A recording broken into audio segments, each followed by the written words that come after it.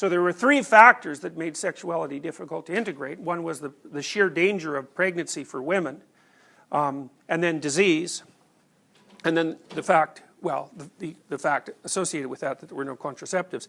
Venereal disease was all the more dangerous because of the great spread of prostitution, and because prostitutes were almost invariably contaminated and therefore potential sources of infection. We can hardly imagine today how monstrous syphilis appeared to people of that time, made worse by the fact that it was likely to be transmitted to the next generation in the form of hereditary syphilis, which in turn had become a nightmarish myth and to which many physicians attributed all diseases of unknown origin. Well, and syphilis was and is a particularly problematic pathogen because it produces a massive range of symptoms. And so there's no telling what form it will necessarily take in one victim compared to another. So the Victorians had no shortage of reasons to be in serious conflict about sexuality. Now, Freud was also very much influenced by Nietzsche. Ellenberger says that psychoanalysis belongs to that unmasking trend, the search for hidden unconscious motivations characteristic of the 1880s and 1890s. In Freud, as in Nietzsche, words and deeds are viewed as manifestations of unconscious motivations, mainly of instincts and conflicts of instincts. For both men, the unconscious is the realm of the wild, brutish instincts that cannot find permissible outlets, derived from earlier stages of the individual and of mankind, and find expression in passion, dreams, and mental illness. Now, you know, it seems to me, and I don't know if it also seems to you, that these are sorts of things that we take for granted now, that people don't always say what they mean, that their speech and their actions are influenced by factors that they're not necessarily conscious of, that some of the drives or the motivational states that people, that are characteristic of people, influence the manner in which they speak, influence their dreams, and influence their actions in ways that are difficult to discover. And that passions and dreams and mental illnesses are manifestations of the unconscious. And so, you see, what happens to a thinker whose ideas are rapidly integrated into the culture, and that was the case with Freud, despite the fact that he said there was great resistance, and there was, but I mean the ideas that he put forth were integrated into Western culture during his lifetime, which is staggeringly fast from a historical perspective. I mean, when you absorb a great thinker's ideas and those become axioms now, they're what people assume, then all that's really left of what they think is what's the error, right? Because the errors, of course, don't become incorporated, and then the thinker just gets blamed for his errors. So, and that's certainly something that happened to Freud. Even the term id, which actually means it, originates from Nietzsche. The dynamic concept of mind with the notions of mental energy, quanta of latent or inhibited energy, or release of energy, or transfer from one drive to another is also to be found in Nietzsche.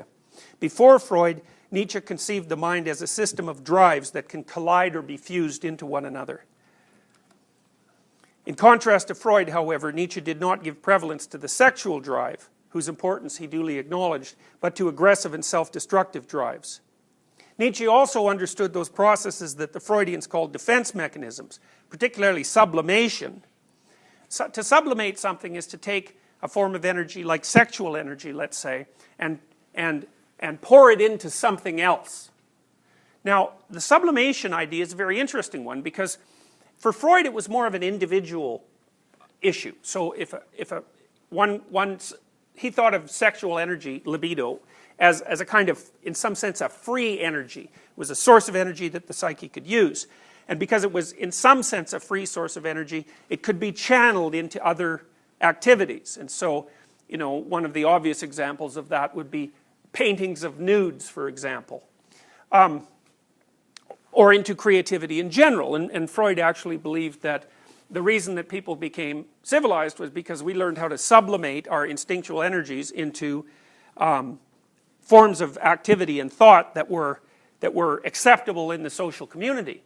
Now, the funny thing about the idea of sublimation is that I think it actually works better as a phylogenetic hypothesis than as an ontogenetic hypothesis. So, and here's why.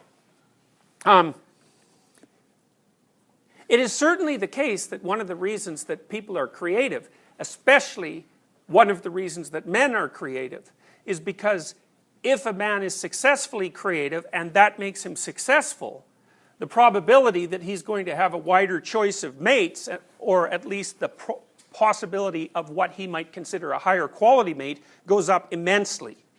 And that's partly because women, unlike their closest biological relatives, which are the chimpanzees, are extremely selective maters.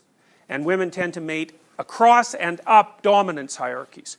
And this looks like a biological propensity. It's the case for women all around the world. It's also, as far as we can tell, the source of the rapid expansion of human creative ability and intelligence. It's true just as much in egalitarian societies as it is in societies that are extremely unequal. And it's also one of the major causes now of income inequality. Because one of the things that's happened is that as women have become educated, like educated men will marry uneducated women, but educated women will not marry uneducated men. And so what's happened as we've transformed our society increasingly into an intellectual meritocracy that also allows the contribution of conscientiousness is that we're getting a sortative mating between smart and conscientious people at the upper strata of the socioeconomic distribution. And the estimates now are that about 25% of income inequality in North America is a consequence of the fact that women will only mate across or up dominance hierarchies. So they're looking for someone who's at least as competent as they are or more competent. So, depending, of course, on what you mean by competent. Whereas men are not. The correlation between women's socioeconomic status and their mating opportunity is slightly negative. The correlation between men's socioeconomic status and their mating potential, so to speak, is about 0.5, 0.6. Like, that's a massive difference. It's an unbelievably massive difference. It has very powerful sociological consequences.